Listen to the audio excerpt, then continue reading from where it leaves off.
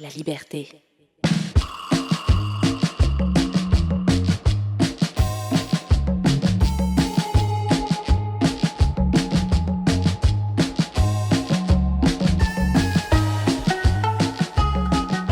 Bienvenue à l'école des possibles, là où l'équité est notre boussole, la diversité notre fierté et l'inclusion notre destination.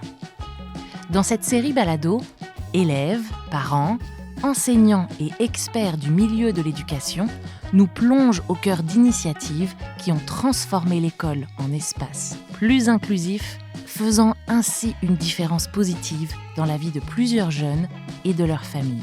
Que vous soyez parents, accompagnateurs, éducatrices ou simples citoyens intéressés par l'avenir de l'éducation, cette série offre des outils pratiques et des perspectives remplies d'espoir pour créer des environnements scolaires dans lesquels chaque jeune peut s'épanouir pleinement.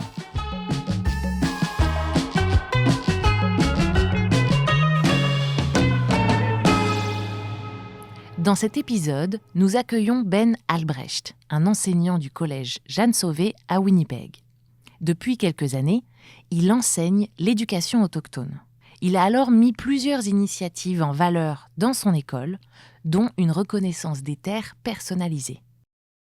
Je m'appelle Ben Albrecht. Je suis un enseignant au Collège Jeanne Sauvé. Je suis aussi un époux et un papa de trois enfants. Au Collège Jeanne Sauvé, j'enseigne le cours de perspective Première Nation Métis Inuit, le cours de psychologie. Quand j'ai commencé à enseigner le cours de perspective Première Nation Métis Inuit, c'était un sujet depuis 2004 qui m'a beaucoup passionné quand j'ai commencé à ma carrière et quand j'ai commencé à enseigner le cours d'histoire, il y avait tellement que je ne savais pas, même en tant qu'éducateur, au sujet de l'histoire des peuples autochtones et les sujets d'actualité des peuples autochtones. Et j'étais passionné. Alors, quand ce cours a été offert, je me suis porté volontaire à l'enseigner. Il y a plusieurs raisons pourquoi qu'on a créé des cours de perspective autochtone. Joël Tétrault, éducateur en sciences humaines et éducation autochtone. La première, c'est que les curriculums qui ont été créés, soit volontairement ou implicitement, ont manqué à l'appel en ce qui a trait à l'éducation autochtone. Les curriculums ont été écrits surtout par des gens qui soit ignoraient ou soit voulaient effacer les perspectives autochtones. Mais pour moi, comme éducateur autochtone, ce que je voudrais voir, c'est que dans chacun des curriculums, on inclut les perspectives autochtones, fait qu'on n'a pas besoin des cours spécifiquement au sujet des perspectives autochtones, parce que si c'est dans tous les curriculums, français, anglais, sciences humaines, on n'aurait pas besoin des cours spécialisés, parce que qu'est-ce qui arrive quand on a des cours spécialisés? Souvent, ils sont pas obligatoires. Alors, tu as juste un certain montant d'élèves qui prennent ces cours-là. C'est juste un certain montant d'élèves, en général, qui sont très engagés, mais c'est pas des grandes masses de population étudiante. Alors, le message ne se répand pas ou l'éducation ne se fait pas, ou ça se fait très lentement.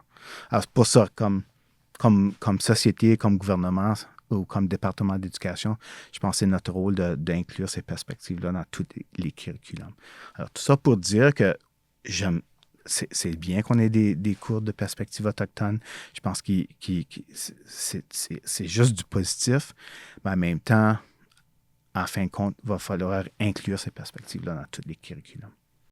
Une des choses que j'ai faites avec un groupe de 9e année, c'était de développer notre propre reconnaissance des terres. On a décidé de faire ce projet. J'ai parlé avec le directeur de l'école au sujet de la reconnaissance des terres qu'on avait au Collège Jeanne Sauvé et comment je trouvais que ça ne disait rien.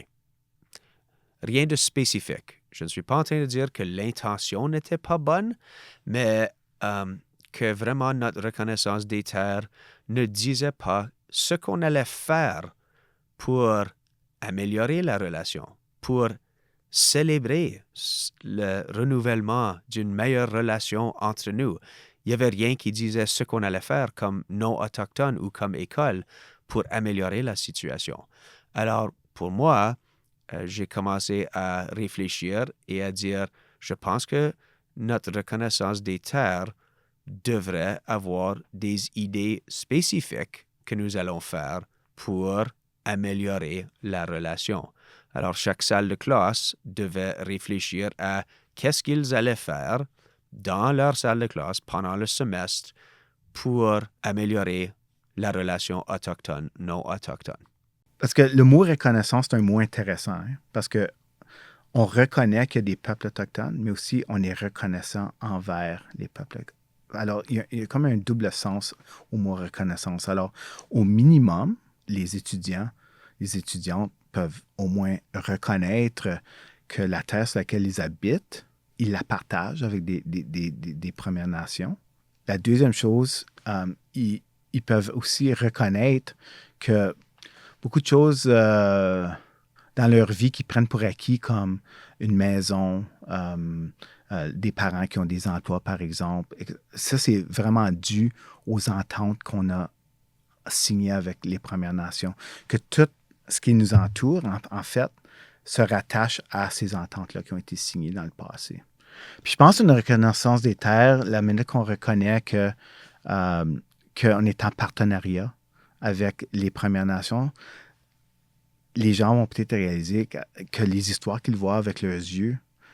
Winnipeg est une ville extrêmement ségrégée, culturellement, économiquement, socialement. Puis je pense souvent, veut pas, surtout moi, quand je me balade à Saint-Boniface, je vois des histoires avec mes yeux. Je vois des gens qui couchent dans des arrêts d'autobus. Je vois des gens qui créent des camps proches des rivières. Puis la plupart de ces gens qui sont dans cette situation-là à Winnipeg, c'est des gens qui sont issus des Premières Nations ou qui sont autochtones. Puis si on ne reconnaît pas les torts du passé, puis on ne reconnaît pas d'où viennent ces iniquités-là, on aurait tendance à croire que on peut blâmer ces gens-là pour leur sort. Je pense que si on n'encadre pas ça, puis si on contextualise pas cette situation-là, on aurait tendance à tomber dans le stéréotype et dans le racisme. Et je pense que avec une reconnaissance ou avec des changements de façon de faire, avec l'intégration de l'éducation autochtone, les jeunes peuvent comprendre les histoires qu'ils voient avec leurs yeux. En fait, moi, je porte des lunettes, puis si j'enlève mes lunettes, c'est tout embrouillé, puis je ne peux pas reconnaître une réalité. Je pense que l'éducation, le grand rôle de l'éducation, c'est comme une paire de lunettes. On met la lunette, puis les gens peuvent vraiment voir la réalité. Et je pense que c'est ça. La reconnaissance, c'est un début de ça, mais c'est les actions concrètes qu'on va faire, puis c'est aussi l'éducation concrète qu'on va appliquer dans nos salles de classe qui vont permettre les jeunes non autochtones de vraiment voir le réel ou la réalité qui les entoure. Puis vraiment, c'est ça vraiment le but de l'éducation autochtone, c'est que les gens comprennent la réalité dans laquelle ils vivent. Et c'est un processus qui va prendre des générations. Ça, c'est la partie frustrante, right? De réparer cette relation va prendre des générations. Tu ne peux pas avoir maltraité un peuple pendant des générations et ensuite penser qu'à l'intérieur de 5-10 ans, tout va être réparé. Alors, le but de nos reconnaissances des terres au Collège Jeanne Sauvé est de faire réfléchir aux jeunes, même si peut-être eux ne vont pas voir la fin de la réconciliation, que sont les choses qu'ils peuvent faire pour que ça aille dans la bonne direction, pour que lorsque eux ont des enfants, que la relation entre autochtones et non autochtones soit meilleure que c'est en ce moment. Parce que je trouve que souvent, quand on parle de réconciliation, c'est au gouvernement de faire cela. Et le gouvernement a un énorme rôle à jouer là-dedans, mais on ne peut pas juste toujours dire que c'est pas moi, c'est pas mon problème, j'ai pas fait ça. C'est vrai, hein? Je n'ai pas causé tous les problèmes qui sont arrivés dans le passé, mais il y a encore des problèmes qui existent de nos jours. Qu'est-ce que je suis en train de faire en ce moment?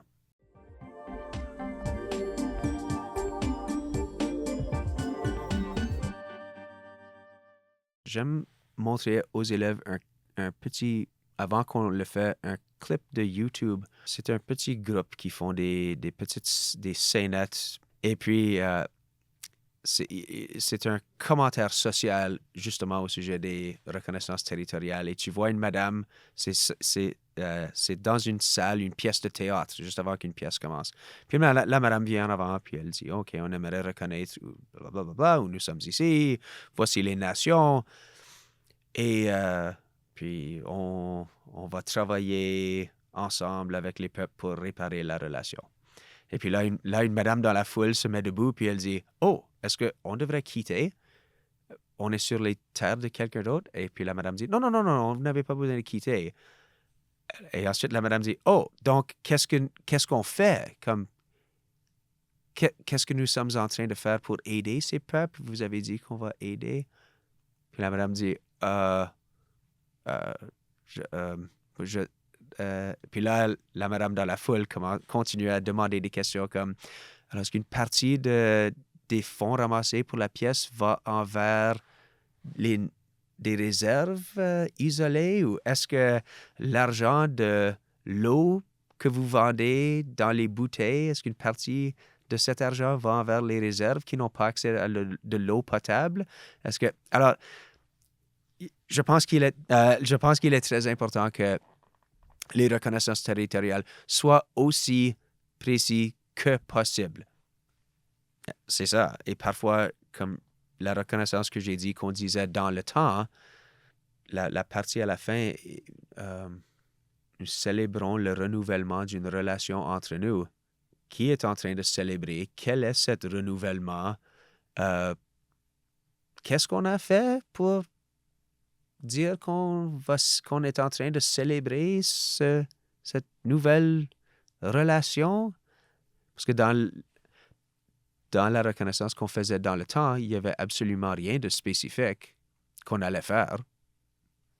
Alors, je pense qu'il est important d'être aussi spécifique que possible avec nos choix de mots et intentionnels. C'est ces actions concrètes-là qui sont difficiles souvent, surtout dans un contexte scolaire, parce que, premièrement, comme on a mentionné tout au long du balado, les gens, des fois, sont pas éduqués, ne sont pas informés, puis c'est souvent pas de leur faute parce qu'on ne l'a pas intégré dans le système scolaire juste tout dernièrement qu'on fait ça. Alors, il y a beaucoup de gens qui sont inconfortables, ne savent pas comment que ça s'applique, ou l'autre chose, ils pensent que c'est leur rôle d'enseigner soit la spiritualité ou les cultures autochtones, puis c'est pas ça le rôle des enseignants. L'exemple que je donne souvent, c'est que, par exemple, le programme d'études de sciences humaines de 8e année, on enseigne la civilisation romaine, on enseigne la civilisation grecque, on enseigne la civilisation égyptienne, on enseigne la civilisation britannique, mais tu n'as pas besoin d'être égyptien, romain, grec ou anglais pour enseigner cette matière-là. Ce qu'on leur dit, par contre, c'est d'enseigner des faits. Enseigner objectivement, mais c'est impossible complètement comme enseignant d'enseigner objectivement, mais d'enseigner ces civilisations-là qui ont été cachées pendant tellement longtemps. J'ai fait un peu de formation avec les enseignants parce qu'évidemment, tout le monde est à un différent point de son apprentissage. Pas chaque enseignant se sent à l'aise de se mettre en avant et de parler de questions autochtones quand peut-être l'enseignant est ignorant au sujet de beaucoup de questions autochtones. Le but n'est pas de faire peur à ces enseignants, mais disons que tu as un bloc A, tu as besoin de faire une reconnaissance des terres et tu enseignes la chimie. Peut-être c'est un peu moins évident.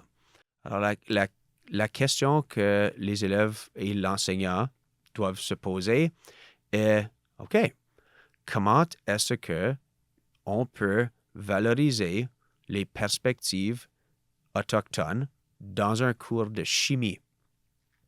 Qu'est-ce qui est possible?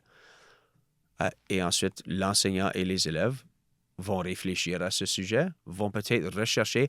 La reconnaissance des terres peut prendre une semaine et demie à créer pour la classe. Parce que parfois, ça nécessite un peu de travail pour dire, OK, chimie, qu'est-ce que je fais pour améliorer la relation autochtone-non autochtone dans un cours de chimie. Chaque enseignant a été capable de trouver une façon de dire à la fin, ceci va améliorer la relation autochtone-non autochtone.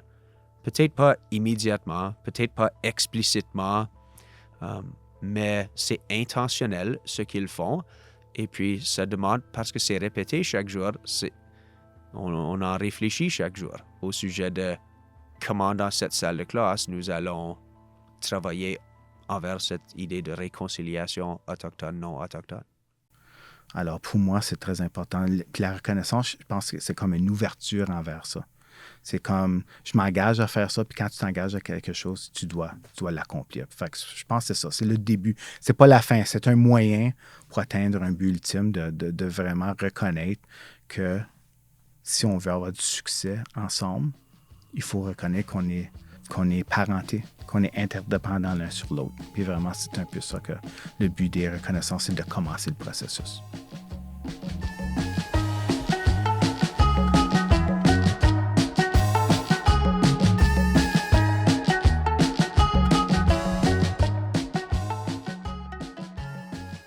Merci à nos intervenants, Ben Albrecht et Joël Tétrault. À l'école des possibles est une série balado produite par La Liberté et rendue possible grâce au soutien financier de la Winnipeg Foundation. Réalisation et enregistrement, Mehdi Bérédad. Entrevue et voix off, Morgane Lemay. Montage, Mehdi Bérédad et Alicia Régnier. Graphisme, Sonia Rousseau. Gestionnaire des opérations, Mélissa Audino. Directrice adjointe, Lisiane Romain. Directrice générale et rédactrice en chef, Sophie Gaulin.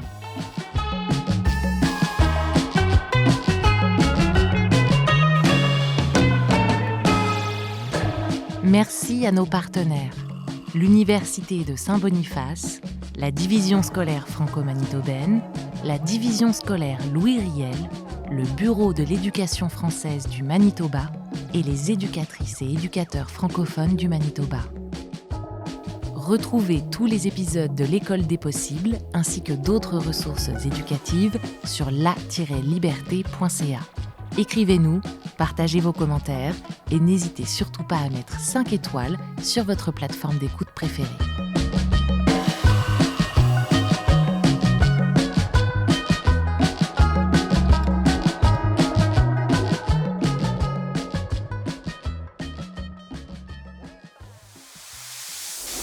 La liberté.